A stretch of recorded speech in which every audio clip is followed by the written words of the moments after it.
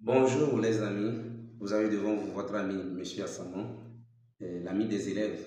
Voilà, je suis là pour vous aider, pour vous faire comprendre les notions, les concepts physiques afin que vous puissiez passer votre examen. Voilà, chers élèves, je suis là avec une synthèse d'exercices sur le théorème du centre d'inertie. Voilà, donc nous allons aborder cette partie, un exercice qui va vous permettre de vous afficher l'exercice, ne vous inquiétez pas, pour vous aider à vous renforcer par la grâce de Dieu. Nous allons nous en sortir à la fin de l'année. Mes abonnés, je vous dis un grand merci. Et ceux qui ne sont pas encore abonnés, merci également. Abonnez-vous pour ne plus manquer mes vidéos. Merci beaucoup. Ok, sans plus tarder, je suis avec vous avec un exercice. Vous voyez la figure au tableau. On dit une glissière est constituée d'une partie rectiligne AB, L égale à 1 mètre, et d'un arc de cercle BC de centre O et de rang R égale à 2 cm. Regardez la figure. Un solide ponctuel est lâché du point A sans vitesse initiale. Les frottements sont négligeables. Numéro 1. Déterminer l'accélération et la nature du mouvement sur la partie AB en déduire l'équation horaire du mouvement. Numéro 2. Exprimer la vitesse VB en fonction de G, alpha et L. Numéro 3. Établir l'expression de la vitesse VD au point D en fonction de G, L, alpha, θ0 et θ1. 4. Petit a. Montrer que l'expression de la réaction R de la piste est de la forme, donc ce que vous allez voir, je vais vous afficher ça.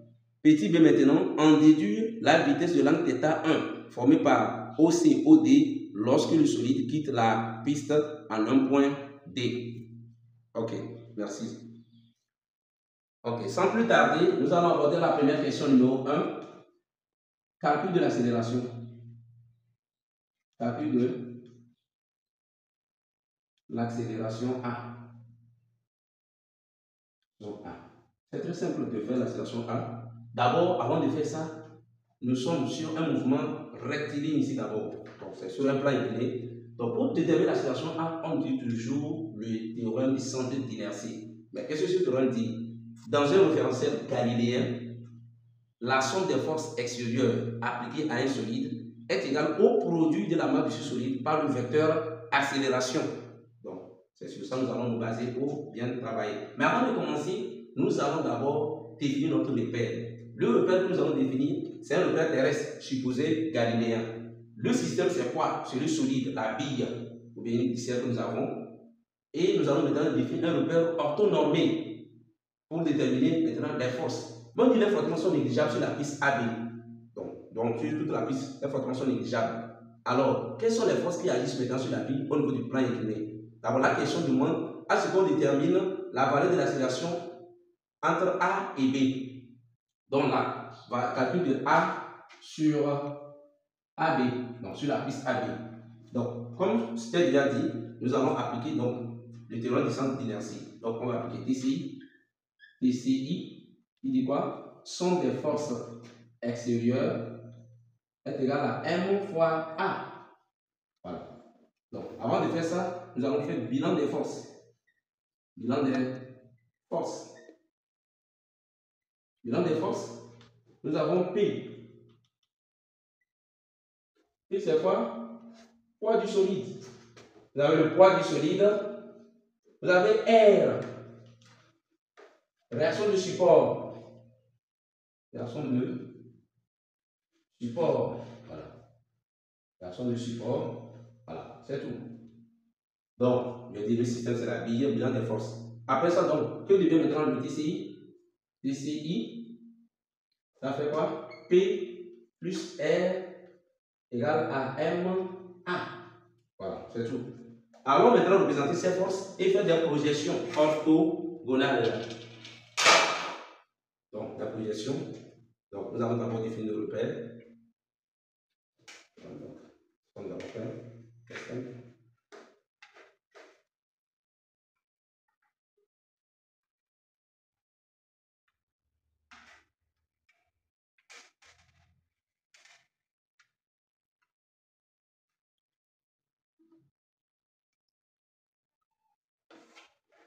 Voilà, dans notre figure ici, la bille, donc on va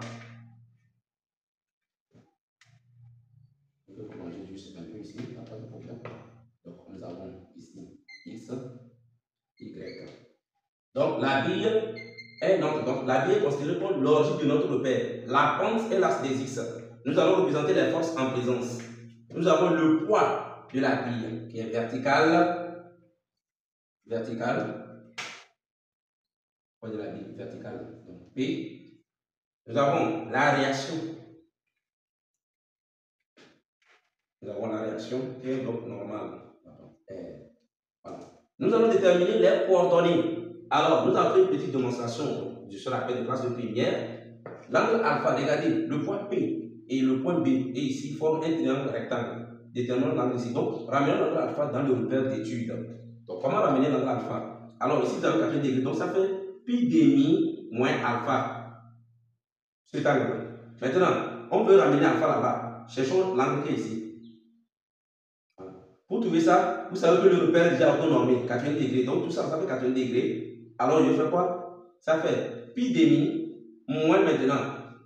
Pi demi moins alpha. Si vous faites là, donc faites entre le moins, il va rester alpha. Donc notre angle alpha, l'angle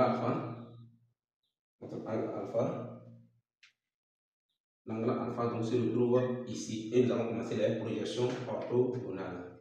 Donc nous allons commencer les projections orthogonales. Nous avons ici Px, Py. Voilà. Projection sur O, X, donc on va dire X, O, Y. Voilà. Si vous prenez le poids P, la projection, nous avons Px, Py. Px, c'est ça. L'angle alpha se retrouve également ici. Alors, c'est le côté opposé à l'angle alpha. On applique quoi? Sinus. Sinus égale à quoi? Côté opposé sur l'hypoténuse. Voilà. Donc, c'est ça, côté opposé sur l'hypoténuse. Là-bas, c'est ça. Donc, Px égale à quoi? Et c'est dans la partie positive. Regardez, la partie positive. Donc, Px égale à quoi? Mg sinus alpha. Maintenant, Py, c'est le côté adjacent à l'angle alpha. Donc, on applique cosinus. La cosinus alpha, ça fait côté adjacent sur l'hypoténuse. Donc, ça fait, et c'est dans la partie moins mg cosinus alpha. Ok. R, vous avez Rx, Ry. Quand vous regardez Rx, il se trouve sur l'axe des ordonnées. Alors, Rx, ça fait 0, parce que c'est perpendiculaire déjà. Ry, R. Maintenant, avec coordonnée de l'accélération A, nous avons AX, AY. Ici, l'accélération de la bille, l'accélération sur le mouvement. Donc, comme l'accélération sur le mouvement, ça veut dire qu'il est sur l'axe des X. Alors, A égale A. Donc, AX égale à A et AY égale 0. Donc, on va maintenant reprendre à partir de cette relation. Nous allons dire ceci. Donc, on reprend. Donc, on va dire Px plus Rx est égal à MAX. Ce qui nous donne rapidement quoi? On remplace. Ça fait Mg sinus alpha est égal à MA. Finalement, A égale à quoi? G sinus alpha. Voilà, regardez l'expression. Faites l'application numérique de A en faisant 10 fois combien? Sinus 30. On trouve A égale 5 mètres seconde carré. La nature. Voilà, pour déterminer la nature du mouvement entre A et B, mais quel type? On a vu plusieurs natures. Il y a mouvement rectiligne uniforme, mouvement rectiligne uniformément varié, mouvement circulaire uniforme. Mais ici, nous sommes sur une piste rectiligne. Mais on va regarder. Donc, ça dit que A est une constante. C'est un mouvement rectiligne uniformément accéléré. Pourquoi? Elle est positive également. Mouvement rectiligne uniformément accéléré. Voilà. Maintenant, quelle est l'équation horaire? On demande l'équation horaire. L'équation horaire. Voilà. Pour déterminer l'équation horaire, c'est très simple. L'équation horaire, c'est sous la forme x égale à demi de AT carré plus V0 T plus X0. Voilà. Au début, où la glycelle quitte, est considérée comme l'origine de l'autre. repère, donc ça fait 0 déjà. Maintenant, V0, on dit qu'il sans vitesse initiale, donc V0 égale à 0. Donc tout ça, ça fait 0, 0.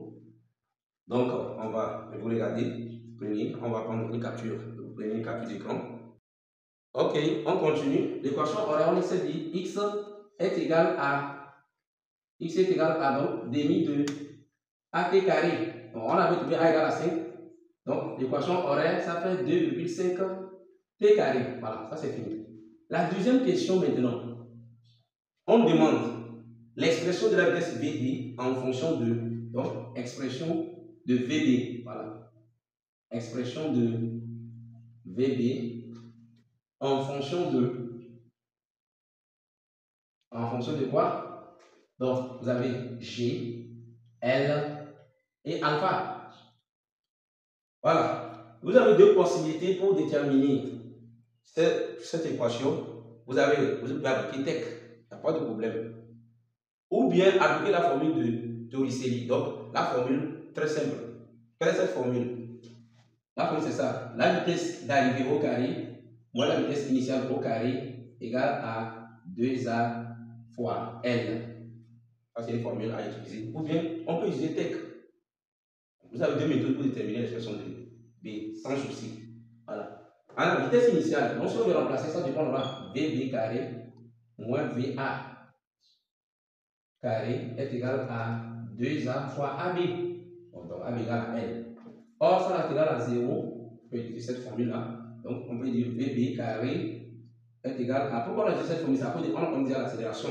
Donc, ça fait 2A AB. Voilà. Et puis, nous donne quoi? VB égale racine carrée de. Donc, on remplace l'expression de A. On va remplacer l'expression de A. Ça fait quoi? Ça fait 2G L sinus alpha. Ça, c'est la méthode. Maintenant, on peut utiliser donc, une méthode avec TEC. Donc, avec TCI, avec donc, TEC, pardon.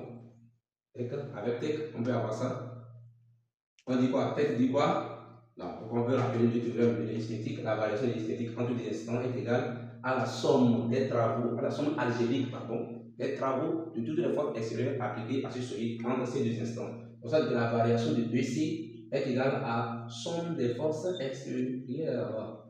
Alors, on peut appliquer ça rapidement.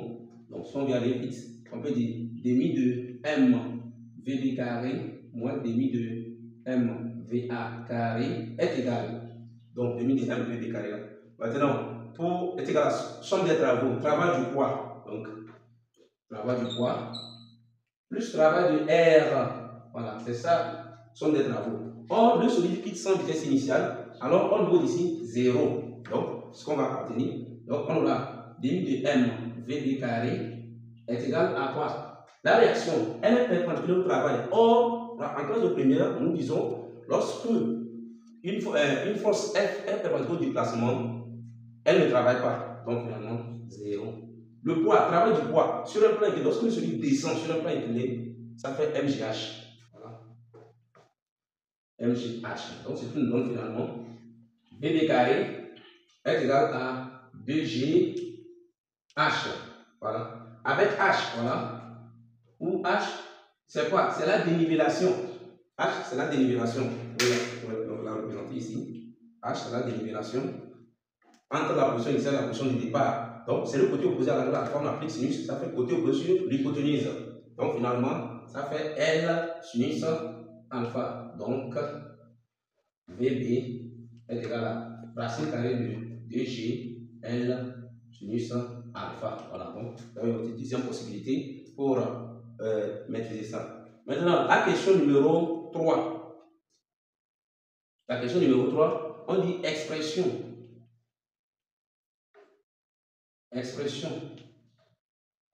de la vitesse VD au point D d'abord, au point D, en fonction de quoi? En fonction de G, L, alpha, θ 0 et θ 1. Voilà. En fonction de ces paramètres-là. Donc, nous allons donc commencer pour cette partie. Ok, ne vous inquiétez pas, nous continuons. pour faire ça. Ok. Ok. Nous sommes au niveau de l'expression de VD. Nous allons appliquer tech entre B et D. Voilà. On applique le théorème de l'esthétique tech. Donc, tech. Donc, on aura quoi? 1 demi de M VD carré moins demi de M VB carré est égal à quoi? Travail du poids plus travail de R. Puisque nous n'avons pas les frottements. Tout le monde est d'accord? Donc, travail du poids plus travail de R. Maintenant, suivons très bien cette partie. Ceci est un peu plus complexe. Ici, travail de R est égal à 0, puisque R est perpendiculaire au déplacement. Voilà. Maintenant, ici, on va remplacer demi de M VD carré moins demi de M VB carré égal à quoi? Travail du poids. De celui descend toujours MGH. Alors, écrivez MGH. Voilà. Parce que vous écrivez MGH. Maintenant, on peut simplifier M. E demi. Donc, lorsqu'on simplifie les M, et on fait x2, donc on simplifie les M. Quand vous regardez déjà, regardez, lorsque vous mettez M en facteur, vous pouvez simplifier en même temps et faire x2. Donc, il va rester quoi? VD carré moins VB carré est égal à 2GH. Ou, voilà, H égale, c'est là le souci maintenant. Comment déterminer H? Donc, pour déterminer H, c'est la dénivellation. On appelle H, c'est quoi? C'est la dénivellation, c'est-à-dire la position, la hauteur entre la position initiale et la position de départ. Donc, regardez la dénivellation. Mais comment faire ça? C'est là le problème. Ok. La dénivellation, c'est cette hauteur là que nous voulons déterminer. Mais comment faire ça? On ne peut pas. Dans ce cas, on voit ici, ça serait difficile pour nous pour calculer ça. Mais nous allons essayer avec les méthodes mathématiques pour s'en sortir. Nous allons faire une projection orthogonale à partir du point B sur OC. On va marquer un point D ici. Vous faites la même projection orthogonale au niveau du point D. Donc, on va marquer le point, si on met des combien on a déjà le point D. On va marquer par le point H. Voilà. Et ici, on fait une projection orthogonale également. Mais c'est avec l'équerre quand même. Voilà. Maintenant, la dénivellation, c'est quoi? La hauteur que nous voulons. Il faut faire la grande distance là. BH moins DE. Donc, avec H égale BH moins DE. Voilà. BH, voilà. Regardez, pour trouver la distance BH, c'est dans le triangle BOH, rectangle en H. C'est le côté opposé à notre angle θ. Voilà, c'est tout ça là. Alors, j'applique sinus θ 0, côté opposé, sur l'hypoténuse. Ici, c'est le rayon. Voilà. Ici, c'est le rayon. Ici, c'est le rayon. Voilà. Côté opposé sur l'hypoténuse. Alors, on aura BH est égal à R sinus θ 0. Maintenant, là, la distance DE, c'est dans le triangle DOE, rectangle en E, donc dans l'hypoténuse RO de qui est le rayon, avec l'angle θ1, j'applique sinus. Donc, ça veut dire que DE également aussi c'est égal à R sinus θ1. Voilà. H égale à quoi finalement? R sinus θ 0 moins R sinus θ1 est égal à R facteur de quoi? Sinus θ 0 moins sinus θ1. Voilà. Donc, quelle est l'expression finalement? Donc, nous allons prendre VD carré égale à VB carré plus 2GH. Donc, on va remplacer finalement VD égale racine carrée de. Voilà. On a besoin de. On a déjà calculé VD est égal à 2GL. Donc, ça fait 2GL sinus alpha plus maintenant. Donc, 2G facteur de 2GR facteur de quoi? Sinus θ 0 moins sinus θ 1. Voilà, regardez l'expression de VD. Ok. Maintenant, au niveau de la question, il nous reste question numéro 4. Petit a, on dit expression de la réaction R au point D. Au point D, voilà. Donc, expression de la réaction R au point D. Nous allons maintenant représenter, nous sommes ici, nous allons représenter les forces qui agissent. Donc, ici, comme c'est un mouvement circulaire, on va définir un repère qui est différent on va définir ce repère qu'on appelle le repère de Fresnel. On va définir le repère de Fresnel où on aura l'axe tangentiel et l'axe normal. L'axe tangentiel, nous allons tracer donc cet axe tangentiel. Donc, on appelle ça axe tangentiel ici. Nous allons maintenant représenter axe normal, donc suivant, puisque l'axe normal suit en même temps le centre. Donc l'axe normal. Voilà, nous avons ici la normale. Donc, quand vous regardez bien, la normale c'est comme ça. Ça, c'est dirigé vers le centre. L'autre de Fresnel, la normale est dirigée vers le centre. On va dire N normal. Ici, on va dire P tangentiel. Axe normal, axe tangentiel. Maintenant, on va représenter les forces. Nous avons maintenant, nous avons le poids. Donc, nous avons le poids P.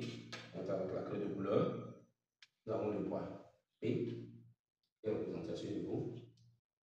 Maintenant, nous avons la réaction R au niveau de la piste au point D. La réaction est sur en même temps la normale. Il ne faut pas là-bas. Ça sort. Pourquoi ça sort? Parce qu'il marche sur la piste. Donc, ne voyons pas. Si j'étais à l'intérieur, la réaction devait être à l'intérieur. Si la bille était à l'intérieur, c'est comme ça. Mais comme il est sur la piste, le rayon est dans ce. Donc, la réaction est dehors. Et c'est la partie ici, le point D constitue l'origine de l'axe de notre repère de Fresnel. Alors, qu'est-ce que nous allons faire? Nous allons translater cet angle θ1 dans le repère. Suivez-moi très bien. Quand vous regardez, vous allez constater que le point P et puis le O et E forment déjà un triangle rectangle. Donc, pour trouver cet angle, ça fait pi demi moins θ1. Alors, pour trouver l'angle qui est ici, donc je dois faire aussi pi demi moins pi demi, donc tout ça là, moins maintenant cet angle là, moins entre parenthèses pi demi moins θ1. Quand on va faire rentrer le moins, vous aurez donc θ1. Donc, ça veut dire que θ1 se retrouve ici. Voilà. Donc, nous allons commencer les projections orthogonales. Donc, avant de trouver l'expression de la réaction R, on doit appliquer TCI. Voilà. Donc, TCI. Donc, P plus R est égal à MA. Voilà. Projection. Projection sur les axes. Ok, si vous prenez P, on aura P normal, on va dire P tangentiel, P normal. P tangentiel, on fait faire une projection ici. Ceci c'est une projection. P tangentiel est ici, P normal est ici. P tangentiel, c'est quel côté? Donc, quand vous regardez, ça va être un rectangle ici, c'est le côté adjacent. Donc, ça fait cosinus. Donc, ça fait on aura MG cosinus θ1. Maintenant, P normal, nous sommes à ce niveau. P normal. Donc, vous avez ici P normal. Oui, vous avez ici P normal ici. Donc, c'est le côté opposé. Donc, quand θ1 se retrouve ici, c'est le côté opposé. Ça fait quoi? MG sinus θ1. Maintenant, R tangentiel, R normal. R tangentiel 0. R normal. Tangentiel c'est 0. Maintenant, R normal c'est suivant sur l'axe normal. Et c'est dans la partie négative. Moins R. Maintenant, les coordonnées de l'accélération A. Vous avez A tangentiel, A normal. Maintenant, comme c'est un mouvement circulaire ici, la partie là, vous avez, vous êtes dans la partie circulaire, pardon, vous êtes dans la partie circulaire ici. L'accélération tangentielle ici, au niveau du, dans le cas d'un mouvement circulaire ici, la partie circulaire, pardon, vous avez l'accélération tangentielle est égale à quoi? Ça fait la dérivée de la vitesse par rapport au temps. Or, cette vitesse est une constante, parce qu'on ne varie pas avec le temps. Donc, la dérivée, d'abord, je vais écrire ça aussi pour vous aider, dérivée de V par rapport au temps. Voilà, ça dit la dérivée de la vitesse ici à ce point par rapport au temps. Or, c'est une vitesse qui est constante, donc ça fait 0. A normal, ça fait VB carré sur R. Voilà, nous allons donc continuer la suite. Ok, on continue avec notre expression. Donc, pour déterminer R, on applique Pn plus Rn est égal à MAN. C'est-à-dire, on remplace Mg sinus θ1 moins R est égal à M VD carré sur R. On va tirer R. R égale. Si vous ramenez ceci ici, de ce côté, ça fait moins. Le moins va agir, ça devient plus, et lui prend moins. Donc ça fait mg sinus θ1 moins mvd carré sur R. Voilà. Remplaçons l'expression de VD, qu'on a déjà calculé, VD carré. Donc on aura mg sinus θ1 moins maintenant. Donc VD carré au carré, donc on aura, ça fait 2g R, donc pardon, 2g sur R, donc il y a m, pardon, ça fait m g, donc on aura 2mg, on aura 2mg sur R, facteur de quoi? L sinus alpha plus, voilà, expression, donc ça fait R, facteur de sinus θ0 moins sinus θ1, fermez la parenthèse. On développe, très important, nous devons développer. On va mettre mg en facteur d'abord. Ça fait mg, facteur de quoi? Sinus θ1. On écrit ça d'abord.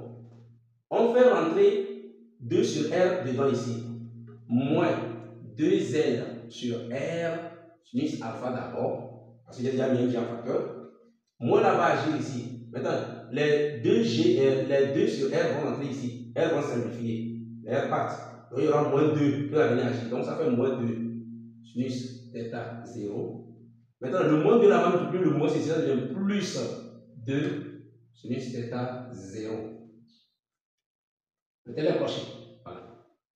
On obtient maintenant mg, facteur de quoi? Vous avez sinus θ et ceci. Donc on peut, donc vous avez ceci. Déjà, vous avez les deux. Par exemple, θ1, j'ai oublié, c'est θ1 ici, s'il vous plaît. Donc vous écrivez ici θ1. Vous faites ça là plus ceci, ça fait maintenant 3 sinus θ1 moins 2 sinus θ0. On met ça dans les parenthèses. Maintenant, moins quoi? 2L R sinus alpha. Voilà. C'est ça l'expression de R qu'on nous demande de faire. Très simple. Ok, petit b. Valeur de θ1 pour que le solide quitte la piste. Donc, pour que le solide quitte la piste. Quitte la piste. Voilà, la condition, c'est qu'il faut retenir que lorsque le solide quitte la piste, il quitte en même temps, la réaction n'existe pas. Donc, S quitte la piste si, donc R égale 0. Donc, on reprend cette expression là, on annule ça, égale 0. Donc, voilà, vous aurez maintenant mg, ça fait 3 sinus θ1 moins 2 sinus θ0 moins 2L R sinus alpha égale 0. Donc, on prend ce qui est dans les coches égale 0, on laisse mg. Donc, on aura 3 sinus θ1 moins 2 sinus θ0 moins 2L R sinus alpha est égal à 0. Alors, on continue, on va tirer donc sinus 3 sinus θ1 est égal, on ramène tout là-bas, ça fait 2 sinus θ0 plus 2L sur R sinus alpha. Donc, on va tirer donc notre angle θ1 en même temps. Donc, θ1 est égal à sinus moins 1 de, entre parenthèses, 2 tiers de sinus θ0 plus 2L sur 3 R sinus alpha. Voilà, c'est ça l'expression de θ. Et lorsque vous calculez θ, vous aurez donc 48 degrés.